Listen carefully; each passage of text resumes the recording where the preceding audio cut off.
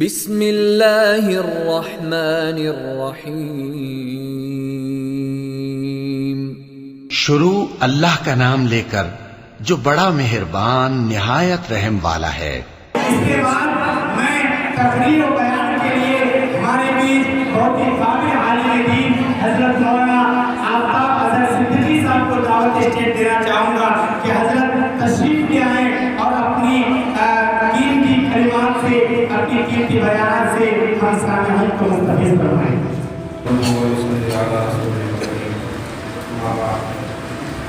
اعوذ باللہ من الشیطان الرجیم، بسم اللہ الرحمن الرحیم۔ تعاونوا علی البر والتقوی ولا تعاونوا علی الاثم والعدوان، صدق اللہ العظیم۔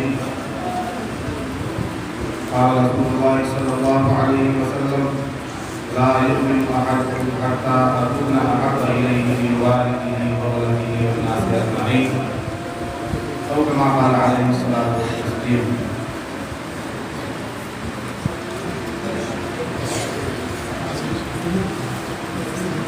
محترم حاضرین اور جامعہ عربیہ ابراہیمیہ ام الہدیٰ گیرہ ماری کی مسجد میں سالانہ جنرل میٹنگ کے موقع پر تشریف فرما تمام غیور مسلمانوں، اسٹیج پر رونق افروز علماء دین مدین، اس ادارے کے بانی و مقانی حضرت علامہ مولانا غلام مصطفیٰ صاحب قاسمی اور ان کے نائب مولانا شبیر احمد مظاہری صاحب، مولانا قاسم صاحب اور دیگر اساتذہ کرام،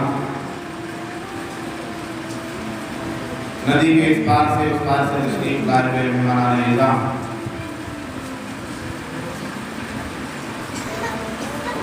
یہ ادارہ دینی ادارہ ہے،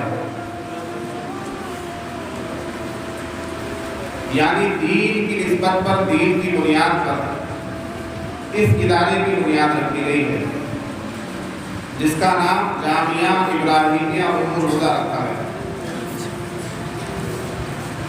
سب سے پہلے گیرہ ماری والوں کے لیے خوش نصیبی اور سعادت مندی کی بات ہے کہ ان کے گاؤں میں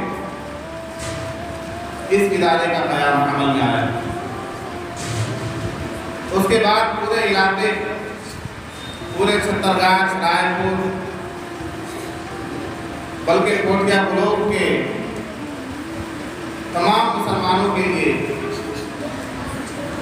یہ خوش بختی کی بات ہے کہ اس علاقے میں دینی اداروں کا قیام عمل میں آ رہا ہے۔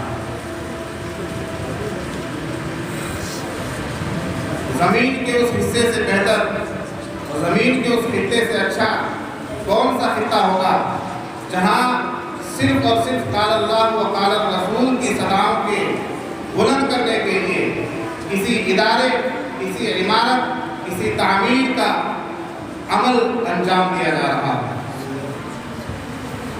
اللہ تبارک و تعالیٰ نے قرآن پاک میں ارشاد فرمایا: وَمَنْ أَحْسَنُ قَوْلًا مِّمَّنْ دَعَا إِلَى اللَّهِ، اس سے بہتر کس کی بات ہوگی جو اللہ کی طرف بلانے والا ہے، اس سے اچھی کس کی بات ہوگی جو اللہ کی طرف دعوت دینے والا ہے۔ ان اداروں میں، ان مدرسوں میں، ان جامعات میں، ان درسگاہوں میں کس کی طرف بلایا جاتا ہے؟ کیا دنیا کی طرف بلایا جاتا ہے؟ کیا سیاست کی طرف بلایا جاتا ہے؟ کیا دنیا کمانے کے لیے بلایا جاتا ہے؟ کیا دنیا میں نام کمانے کے لیے بلایا جاتا ہے؟ نہیں نہیں، ان اداروں کا قیام اور ان اداروں کا انتظام و انصرام اور ان اداروں کے چلانے والوں کی تمام تر توجہ صرف اس لیے ہوتی ہے کہ اللہ کا دین بلند ہو، اللہ کا کلمہ بلند ہو، اللہ کے اسلام کی روشنی ایک ایک گھر میں پہنچے اور اسلام کی بات قال اللہ و قال الرسول کی صداؤں سے پورا علاقہ روشن ہو جائے۔ یہ تمام ادارے والے یہاں مدرسہ جامع العلوم کے ذمہ داران بیٹھے ہوئے ہیں، مولانا ظاہر صاحب بیٹھے ہوئے ہیں، دیگر اداروں سے تعلق رکھنے والے علماء کرام تشریف فرما ہیں، یہ سب اپنی جگہ پر مبارکبادی کے مستحق ہیں اور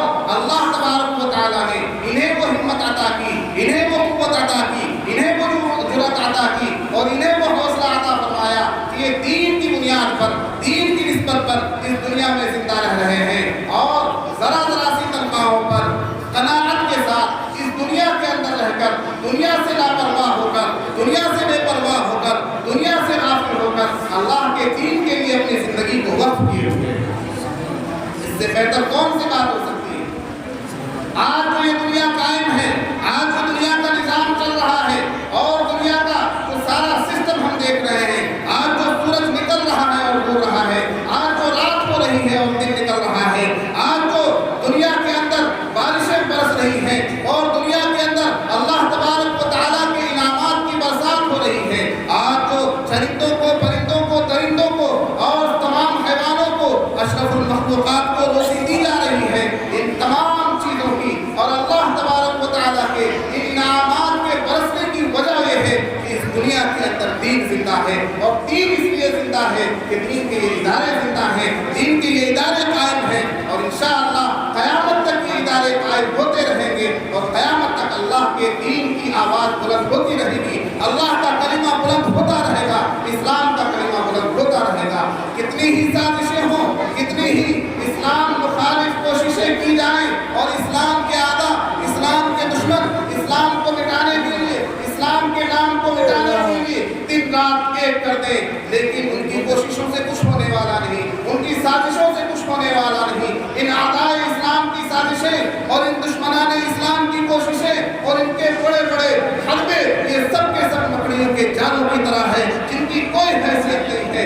اسلام کا کلمہ کل بھی بلند تھا، اسلام کا کلمہ آج بھی بلند ہے، اور اسلام کا کلمہ رہتی دنیا تک بلند رہے گا انشاءاللہ۔ انشاءاللہ اس لیے کہ یہ ادارے قائم، اس لیے کہ مدرسہ قائم، اس لیے کہ جامعہ ابراہیمیہ الہدیٰ قائم۔ میرے دوستو، یہ کوئی معمولی بات نہیں ہے، یہ علماء کرام، یہ طلباء العلم، یہ قرآن کے پڑھنے والے، یہ قرآن کے سمجھنے والے، یہ قرآن کے حفظ کرنے والے، جنہوں نے اپنے سینوں کے اندر قرآن کو بسایا، جنہوں نے اپنی زندگی کا اوڑھنا بچھونا دین کے علوم کو حاصل کرنے اور سکھانے کو بنایا، انہی کی وجہ سے آج دنیا قائم ہے۔ زمین اگر نہیں لپیٹی جا رہی ہے، سورج اگر روشن ہو رہا ہے، رات اور دن کا نظام اگر چل رہا ہے، اگر زمین پر زلزلے نہیں آ رہے ہیں، اگر آسمان سے پتھروں کی برسات نہیں ہو رہی ہے، اگر اللہ کا عذاب اس گناہوں کے اس دلدل میں نہیں نازل ہو رہا ہے، تو اس کی واحد وجہ یہ ہے کہ اللہ کے نام لیوا اور اللہ کے قرآن کو پڑھنے والے لوگ اس دنیا کے اندر زندہ ہیں۔ اس زمین پر جب تک قرآن کی تلاوت ہوتی رہے گی، جب تک مدرسوں کا قیام عمل میں آتا رہے گا، جب تک اللہ اور رسول کے نام لیوا یہ طلباء، یہ علماء کرام زندہ رہیں گے، جب تک قرآن و حدیث کی تعلیم ہوتی رہے گی، جب تک قال اللہ و قال الرسول کی صدائیں بلند ہوتی رہیں گی، دنیا میں اللہ تبارک و تعالیٰ کوئی نیست و نابود کر دینے والا عذاب نازل نہیں کرے گا۔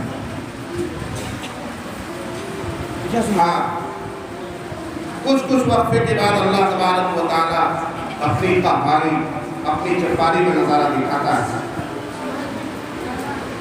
لیکن ایسا نہیں ہوگا کہ اللہ تبارک و تعالیٰ کوئی ایسا عذاب نازل کر دے جس سے پوری دنیا تباہ و برباد ہو جائے، جس سے سارے دنیا کے لوگ رہنے والے نیست و نابود ہو کر رہ جائیں۔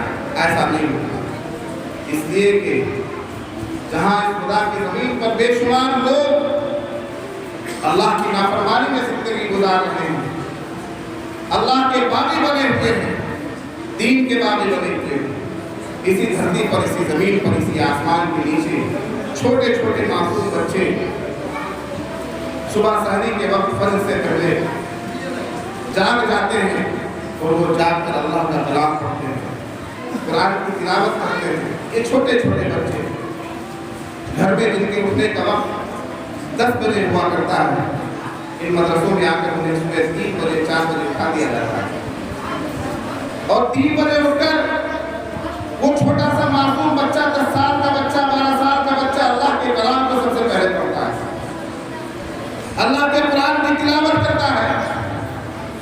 اسے نہ گھر کی پرواہ ہے، نہ ماں باپ کی چنتا ہے، نہ والدین کی یاد اس کو ستاتی ہے۔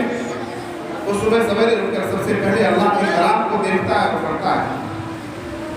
ان معصوم بچوں کی وجہ سے اللہ کے انعامات کی بارش ہوتی ہے، اللہ سوکھے میں بارش برساتا ہے، کھیتیوں میں برکت پیدا کرتا ہے، فصلوں میں برکت پیدا کرتا ہے۔ میرے دوستو، یہ معمولی چیزیں نہیں۔ میں کہتا ہوں کہ یہ مخلوق، یہ طبقہ جو مدرسوں کے اندر، مسجدوں کے اندر، جنہوں نے مدرسوں کو آباد کر رکھا ہے، مسجدوں کو آباد کر رکھا ہے، یہ دنیا کا آج شریف ترین طبقہ ہے۔ اور دنیا کے اندر آج جو کچھ نظام چل رہا ہے، اللہ تبارک و تعالیٰ نے ان کی برکت سے وہ نظام چلا رکھا ہے۔ حکومت وقت کو تو یہ چاہیے تھا کہ ان علماء کرام کے لیے، ان مدارس کے لیے، ان مساجد کے لیے باضابطہ وظیفے کا انتظام کرتی، لیکن مسلمانوں ایسا کوئی انتظام نہیں ہے۔ یہ مدرسے حکومت کے پیسے سے نہیں چلتے ہیں، یہ مسجدیں حکومت کی مرہون منت نہیں ہیں۔ مسلمانوں، یہ ہمارے اور آپ کے پیسے سے، ہمارے اور آپ کی امداد سے، ہمارے اور آپ کے تعاون سے یہ مدرسے زندہ ہیں، اور مدارس زندہ ہیں، مدارس قائم ہیں، مدارس آباد ہیں۔ اس وجہ سے دین کے تمام شعبے آباد ہیں، صرف مسجد نہیں، مسجد بھی مدرسے کی وجہ سے آباد ہے۔ اگر مدرسے بند ہو جائیں تو مسجدوں کے امام کہاں سے ملیں گے، مؤذن کہاں سے ملیں گے، تعلیم کرنے والے کہاں سے ملیں گے، تفسیر کرنے والے کہاں سے ملیں گے، مسائل بتانے والے کہاں سے ملیں گے، امامت کرنے والے کہاں سے ملیں گے، نکاح پڑھانے والے کہاں سے ملیں گے۔ تو مساجد بھی آباد ہے تو ان مدارس کی بدولت آباد۔ دین کا کوئی بھی شعبہ ہو، وہ خانقاہ ہو، وہ مرکز ہو، وہ تبلیغی جماعت ہو، تمام شعبوں کا تعلق مدارس اسلامیہ سے ہے، اور ہر شعبے کے لیے مدارس اسلامیہ میں ٹریننگ دی جاتی ہے، تربیت دی جاتی ہے، دین کو سکھانے کے لیے، دین کی اشاعت کے لیے، دین کی تبلیغ کے لیے، دین کو بیان کرنے کے لیے، دین کے مسائل کو سمجھانے کے لیے، مسلمانوں کی معاشرت کو سدھارنے کے لیے، مسلمانوں میں اصلاح لانے کے لیے، خانقاہ میں تصوف کے درس دینے کے لیے تمام علماء کرام کہاں سے پیدا ہوتے ہیں؟ یہ مدارس اسلامیہ کی وجہ سے۔ میرے دوستو، میں نے قرآن پاک کی آیت پڑھی، تعاونوا علی البر والتقوی۔ اللہ تعالیٰ حکم دے رہا ہے کہ نیکی اور تقوی کے کاموں میں ایک دوسرے کا تعاون کرو، مدد کرو۔ اور آپ مجھے بتائیے کہ مدرسہ چلانے، مدرسے میں پڑھانے، قرآن کی تعلیم دینے، حدیث کی تعلیم دینے سے زیادہ نیکی کا کام کیا ہوگا؟ ہے کیا کوئی نیکی کا کام؟ مدرسے کے اندر جو نیکی کا کام ہو رہا ہے، اس سے بھی بڑا کوئی نیکی کا کام ہے کیا؟ ہے کیا؟ بتائیں مجھے کوئی۔ خود قرآن کہہ رہا ہے وَمَنْ أَحْسَنُ قَوْلًا مِّمَّنْ دَعَا إِلَى اللَّهِ۔ اللہ کے دین کی دعوت دینا یہ سب سے بڑی نیکی ہے، سب سے بڑی اچھائی ہے۔ یہ اس مدرسے میں ہونا تو آپ حضرات کو اگر نیکی میں تعاون کرنا ہو، نیکی میں مدد کرنا ہو، کسی کی نیکی میں حصہ لینا ہو، کسی کو نیک کام میں آگے بڑھانا ہو تو کیا کرتے ہیں؟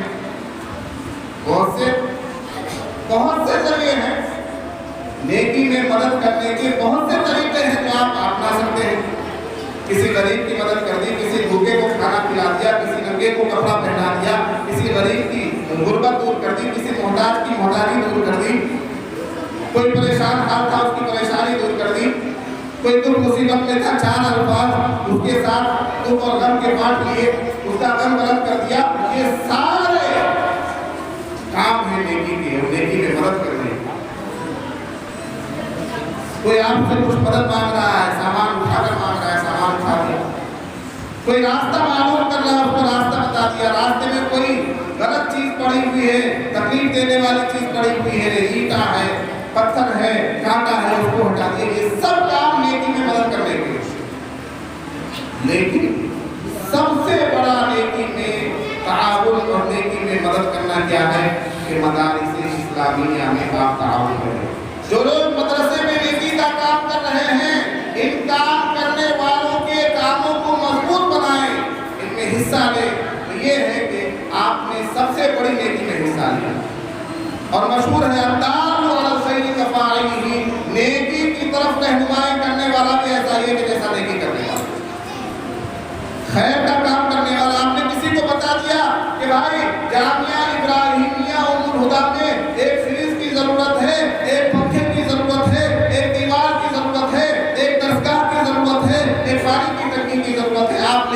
تھے، لیکن آپ نے کسی اپنے بھائی سے تذکرہ کیا کہ نہیں تم دے سکتے ہو دے دو، اس نے دے دیا تو جتنا ثواب اس کو ملے گا اتنا ہی ثواب آپ کو مل جائے گا۔ دیکھیے اللہ کے خزانے میں کتنا بڑا اللہ کا خزانہ ہے اور اس کی نیکی سے کچھ کم نہیں ہوگا۔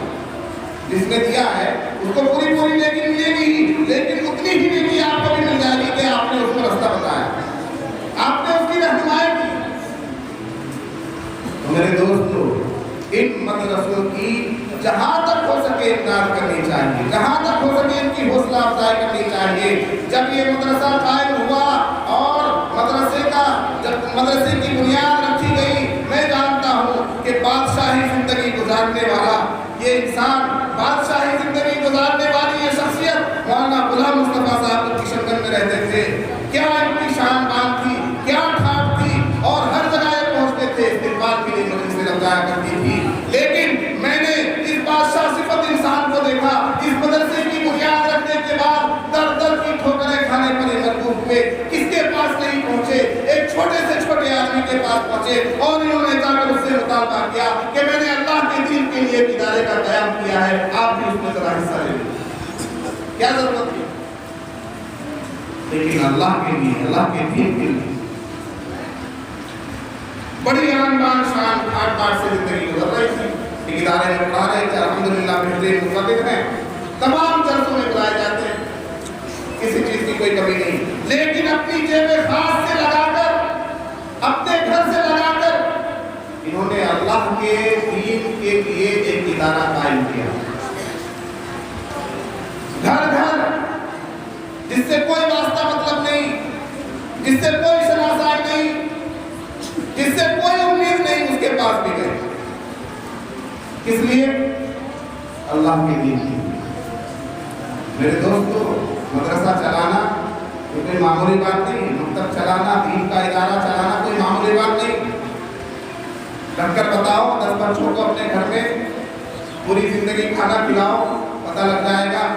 ہم تو دیکھتے ہیں کوچنگ والے، اسکول والے، پرائیویٹ ادارے والے 5,000 روپے مہینے کے حساب سے 6 مہینے کی فیس پہلے لے لیتے ہیں، پھر جا کر آپ کے بچے کو کھانا کھلاتے ہیں، اور پھر ٹیوشن کی فیس الگ لیتے ہیں، پڑھائی کی فیس الگ لیتے ہیں، تعلیم کی فیس الگ لیتے ہیں، کتابوں کی فیس الگ لیتے ہیں، پوشاک اور ڈریس کی فیس الگ لیتے ہیں۔ لیکن ان مدرسے والوں نے اپنے مدرسوں کے دروازوں کو کھول دیا کہ آؤ قوم کے بچوں، آؤ دین پڑھو، اسلام پڑھو، قرآن پڑھو، اگر تمہاری کوئی حیثیت ہے دینے کی تو دو، اگر نہیں ہے تو مت دو، بغیر دیے پڑھو۔ دینے والے بھی کیا دیتے ہیں؟ کچھ بھی نہیں دیتے، نہ کے برابر۔